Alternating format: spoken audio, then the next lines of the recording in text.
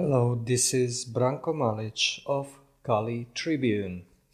This podcast will be a continuation to our previous one in the series we named Basic Notions of Metaphysics. Therefore, we'll talk about so-called illusory problems in philosophy. Well, in the previous podcast, we gave a somewhat abstract and more than a bit academic take on the subject and talking about actual philosophical problems, that is to say, philosophical problems in the sense that they reached the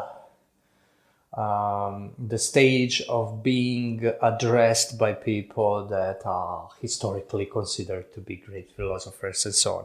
Now, in keeping with our usual practice, we'll try to put this down on more mundane, everyday level to see whether, or inquire whether there are roots to this faulty approach to philosophy in everyday living, and I am convinced that there is. Now we talk about problems that that is to say approaches that tend to see philosophical, what I would rather call dogmas than problems, as being the beautiful, the truth, the soul, the mind, the God, and so on, as on the one hand the misuse of human intellect, the natural let's say malady that human intellect has, and thinking these things as real whereas they are anything but, as we could see in Kant's approach, and even far more radical if those problems are treated like mere, that is, those dogmas are treated like mere maladies of the language, misuse of language that held sway over, let's, more than 2,000 years, because these truths are older than philosophy, until there came about Ludwig Wittgenstein to demonstrate that it was all a lie, although a necessary one. Well, in this podcast we'll try to inquire the other way, that is to say, whether the problems that people like, with some reserves, Wittgenstein or some other, or most of the other modern philosophers, especially those of this linguistic term, consider problems, are really problems, and are they perceived, which is very important, by people in everyday life, because this is where philosophy stems from, or not only philosophy, but all states of knowledge we deal with. But first, to explain a term, dogma, I'm using dogma in a fully positive sense of the word. That is, I value it as positive, meaning to say that my position here is completely dogmatic. It is not dogmatic in a religious sense initially, but it has religious implications. Dogma or teaching or doctrine is the way I see it, and I think the way the most of people have seen it, who used it in antiquity and Middle Ages, is a body of truths that cannot be doubted. That is, the truths that can be spontaneously arrived at in a reflection, for instance. And those truths are that the being is, that, for instance, the being is a unique and peculiar reality that has to be taken into account in everything, that God is, and so on and so forth. So my approach is quite the opposite of what we would nowadays call critical thinking. But this does not mean that I'm tending to be uncritical here.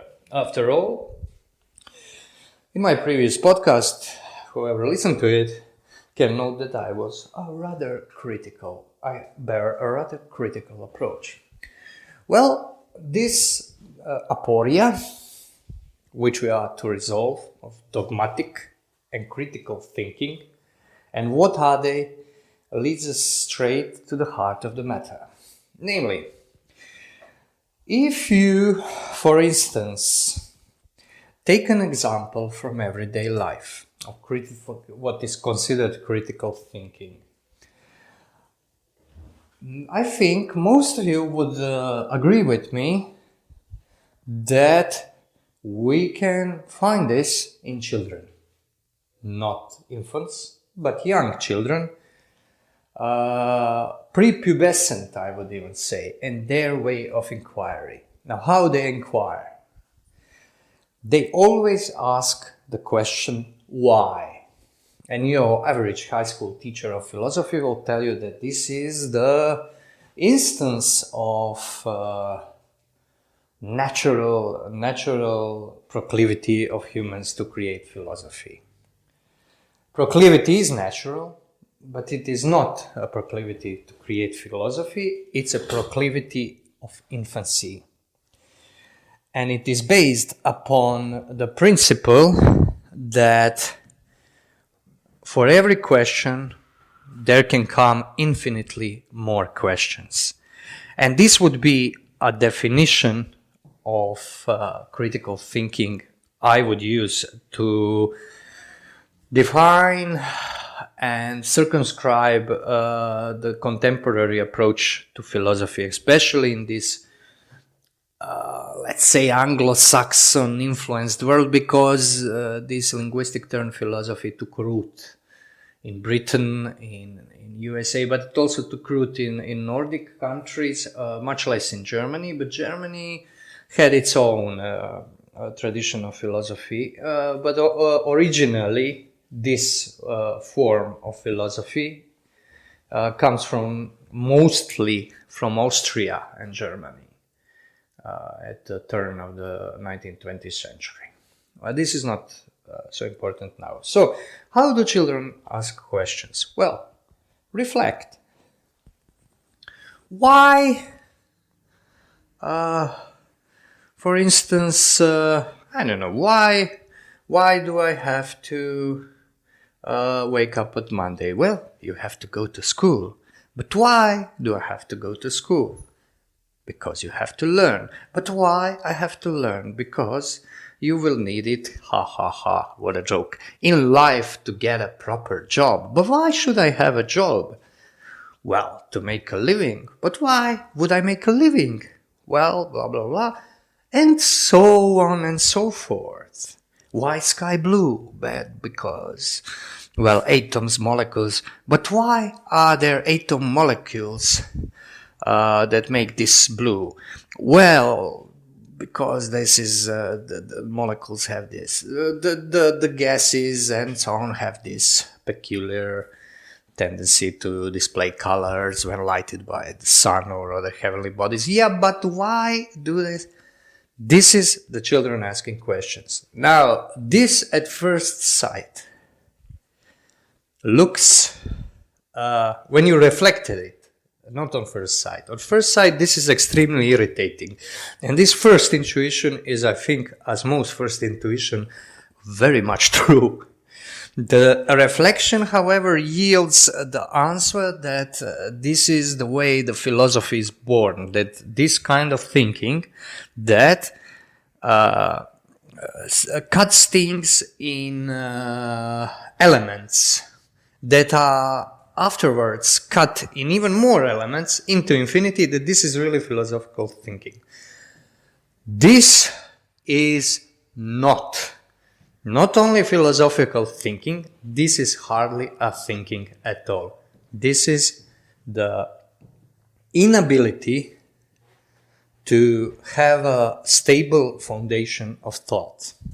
A stable foundation into which you resolve your thoughts. Because traditionally, the analytical thinking, and I always tend to repeat this, was resolutory thinking, was resolution. Analysis is a resolution, not reduction, not cutting to pieces. It is, in order to have a resolution, to untie the knot, there has to be a knot, and there has to be a center of the knot.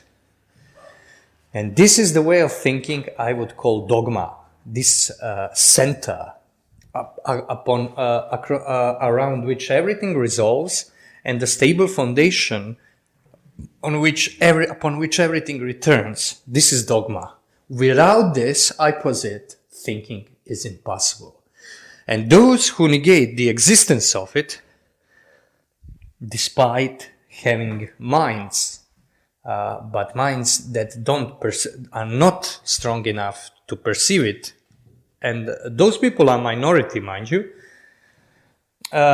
only those people can think that this kind of thinking of infinite chain of questions that just dissolves any proposed statement is thinking proper. It is not.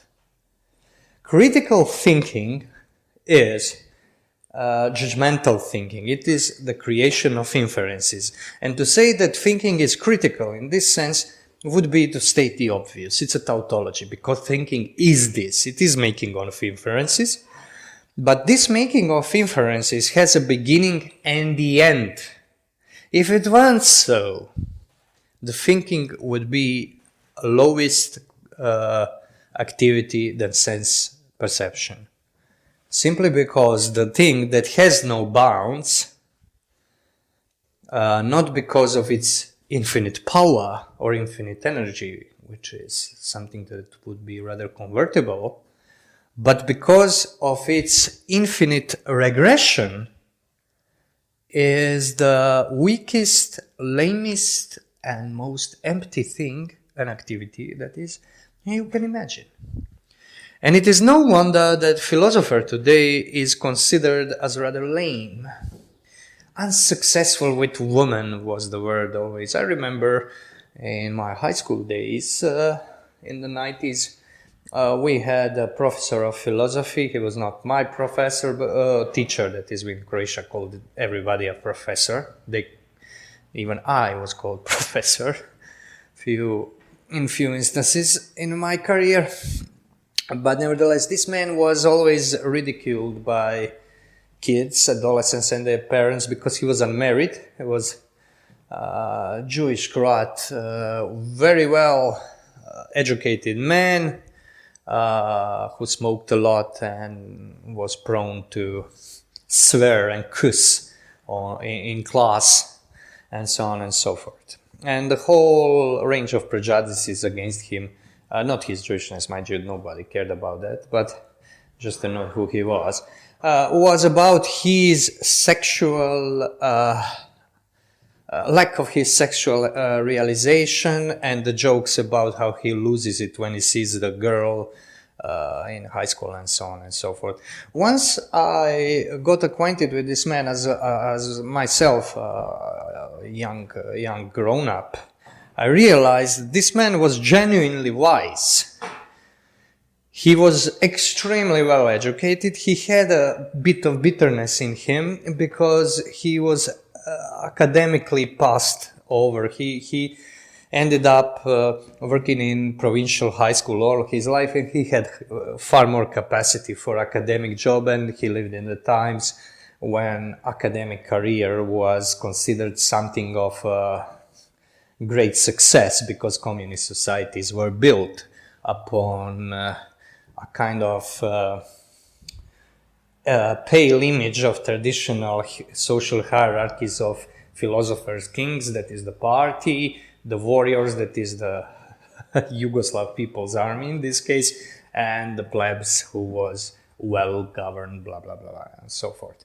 So those things, like being an academic, with all the flaws that Marxism gives you, were far closer to these traditional ideals for intellectuals, and people craved these careers.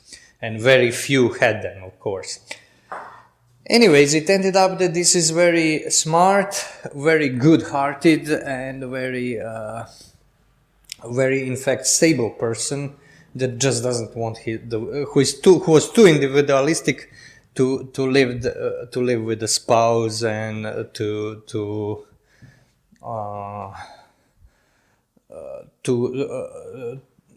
waste his energies on diplomacy that marriage in fact is. So this is an example of how people perceive modern philosophers. The very term philosophy is tied with a involuntary bachelor. I think the word now is incel, so something like that. But this is not really this is really a novelty of modernity. And in the last podcast we mentioned this, where we said that modern philosophers are considered to be naturally insane, that they have to be some kind, there has to be some kind of mental malady in their system, and that normal philosopher as a normal man is an impossibility. This is bullshit. And this comes from, I would think, with some reservations, because this is very broad generalization, let us note, is that thinking is misunderstood. Thinking is understood in this childlike way, immature way. This kind of thinking is the first thing, if you want to teach somebody to think, this is the first thing you must teach him not to do. And I think this would mean a lot of re-education for natural scientists, for instance, because in natural sciences, as they are now, from what I know of those people, from my acquaintances and from reading some essays from supposedly great physicists like late Stephen Hawking and such, they never moved from this stage, childlike stage of thinking. So they never reached the dogma. They think somebody tore it down for them in the late Renaissance, in late Renaissance England. But they are wrong. Nobody tore it down. Some choose to ignore it, and some never developed their faculties to perceive it. And this is a dire consequence. Now, there is a very peculiar thing about these people.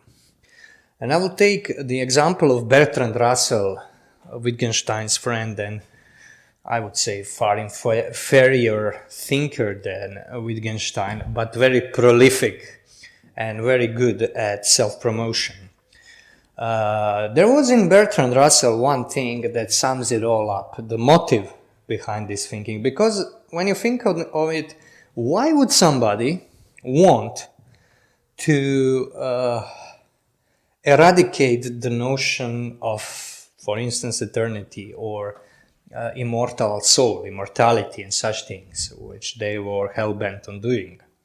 Although at that stage in 20th century, they considered all these things ad acta, but they wanted to destroy the modern attempts at finding purpose and meaning, as was, for instance, in German idealism, even in Kant and his categorical imperatives and imperative and such things.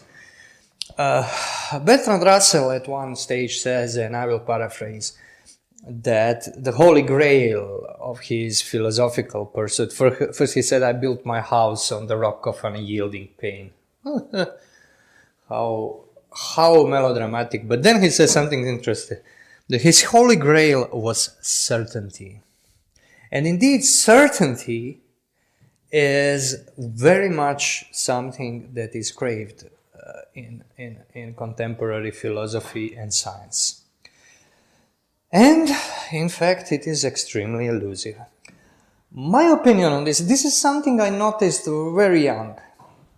And it was peculiar to me because those people were materialist. Wittgenstein, for instance, not so much, but Bertrand Russell was a cookie-cutter materialist because he considers matter in a very ill-defined sense as the basis of everything. And he considers this basis stable. This is very important. This is one of those proverbial names of God that they see in matter, unchanging. Unchanging substratum. It changes forms. They won't say this because this would lead them to the path of abandoning their ideas, but in the Aristotelian path. But okay, nevertheless, they use them because they must use them and play stupid as they are not aware of what they're doing. But stability was the main thing, the certainty, the thing you can fall back to. And they were not satisfied with it. And this is very peculiar. Why? If they are so certain. Well, because the matter is anything but stable substratum, and this only demonstrates, better to say, via negativa, how right was tradition in naming matter the possibility or dynamis or potentia or something that is not foundation, that can be foundation only in equivocal sense. In certain contracted conditions, not in an absolute sense, it cannot, whereas in materialist it sure as hell can and must. And this was, for them, this was probably demonstrated by quantum physics and such things, because they believed in that Newtonian mechanics was alpha and omega of everything. And their world was shook up and their stable foundation was showing cracks. But also this comes about because they are not because of the discoveries of natural sciences that can have implications for metaphysics, but are, I think, superfluous to metaphysics, that you don't need them. You can use them to illustrate something, but metaphysics is something altogether different than physics. You can't have physics that will become metaphysics, because physics is trying to not resolve things, but to come at the root of matter, not in a conceptual sense, that they don't work on building concept, but in constructing various predictions about behavior of things in the world, in nature, physical things. And this is the only way you can go with this is down, that is to say below, not towards first principle, but further away from the principles in the matter, and this starts to dissolve at some point. But you don't have to be quantum physicist to know that matter will dissolve. You can read 2 propositions of Proclus from Mutatio Theologia, and it will be plain to see that this must happen. And if I sound offhanded and condescending, that's because I am, because this is true. A lot of us who study these things spend a lot of time, years of giving credit where credit was not due, because we thought that people do these great efforts on these arcane sciences, and that there must be some truth in it that we don't understand because we are not trained, educated to understand it. But then you realize that when they make inferences about these general questions, that they are completely clueless. And we, on the other hand, are not completely clueless, because we focused our efforts in completely other way. So certainty is very important here. And it is very peculiar that you seek certainty when you build your questioning on critical thinking, as it is expressed at the beginning of this podcast, and somebody like Russell and those people would. And then they end up with, because they cannot find principles in this way, because this is the reasoning that never ends. It's an infinite regress. Not a circle, mind you, not a vicious circle of logic, but regress. It's going down. There is a certain spatial metaphor at hand here, of going up and going down. Those are very different things, where your thinking goes, where your soul is projected, because thinking, after all, is one of the projections of soul. Now, projection is just a synonym here for energia, or activity of the soul, because all you do is an activity of your soul. That is, all you do is existentially relevant to you, whether you know it or not. Of course, intensity can be greater or smaller depending on a lot of factors, but if it is greater, then going down into this direction is perilous. It's perilous. I mean, what is very interesting is when you sum up the conclusions of people like Bertrand Russell and such, they are in fact building a metaphysics that is essentially evil. In Bertrand Russell, there is a constant insistence on, for instance, population reduction. He has to come to this conclusion because he considers world finite and he considers himself infinite. That's why you get this. And also all kinds of, for instance, this political racism of Darwinism, and anyway, this kind of thought, which is older than Russell and was accepted by him, is a natural conclusion of this. But it can, for some peculiar reason, you can live by completely other principles from those that you preach. The reason is because most people don't really intensely identify with what they do. That is to say, they are not in it. They're quite literary, which makes it even worse because this makes you irrelevant. You won't go to hell, but you won't go to heaven, and sure as hell you won't go to purgatory. You won't go anywhere if you don't invest yourself in your activity. Well, dogmatic, what I call dogmatics, philosophical, metaphysical, religious dogmatics, is complete opposite of this. It is built upon affirmation, upon positive reality.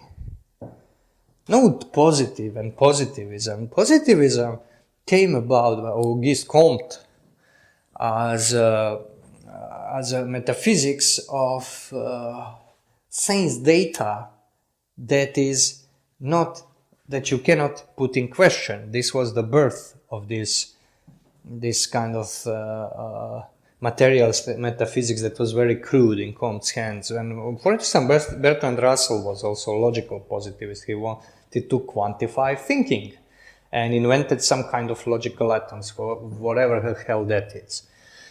But the positivity, in the sense I'm talking about, is the existence of principles that are not material, but nevertheless encompass matter and inform matter, and are basis for informing matter, and are consequently basics of understanding everything to a certain extent that human being is capable of understanding, and human being is not necessarily the highest ranking being in this universe. Anyway, this kind of thinking requires maturity, and this is the gist of it.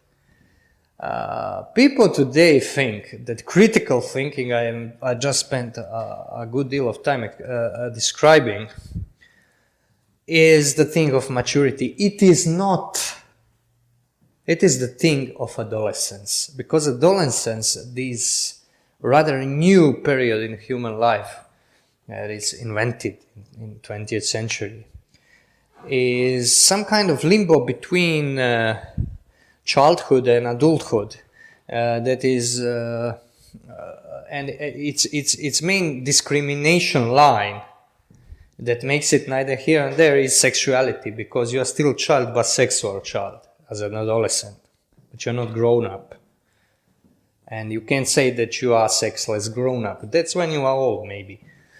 So, and in our time, these adolescents tend to be an ideal, the word of the young. We're listening to the young. Now we had this, whether it is a child or an adolescent. Wisdom of the body, as Nietzsche would say. Wisdom of erection that leads you, if you're male, through life. Preferably today towards somebody else's, excuse my French, asshole.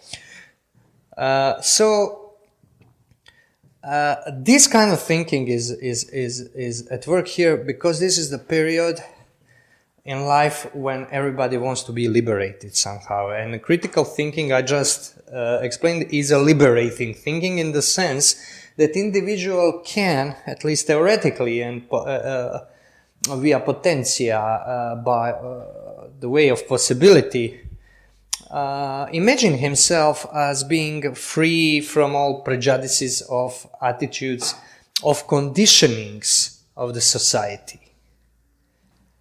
and let his or hers will run wild and get whatever he or she wants and create the world in his own image, which was the case with, for instance, if you take philosopher Karl Marx, who was ultimate adolescent. When you read his biography, his letters to Engels, for instance, his father, is all his life an evil adolescent. He's very markant example of this.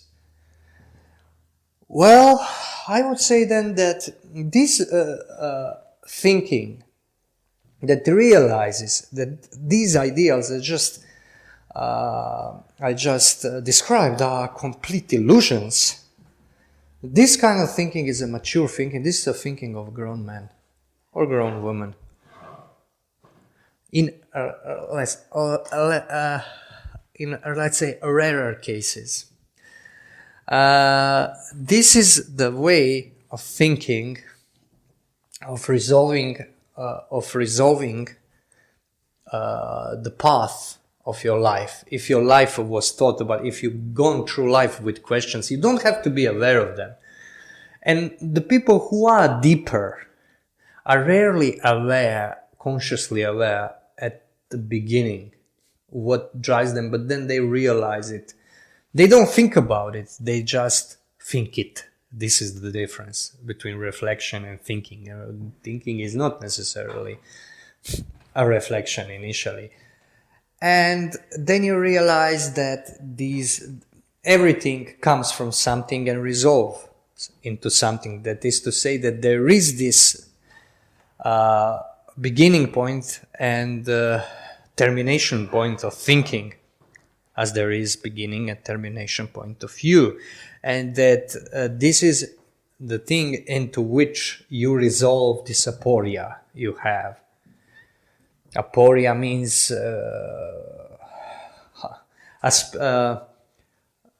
bespuće in Croatian. It's very difficult to properly translate it in English to sound nice and capture the meaning, but it means like a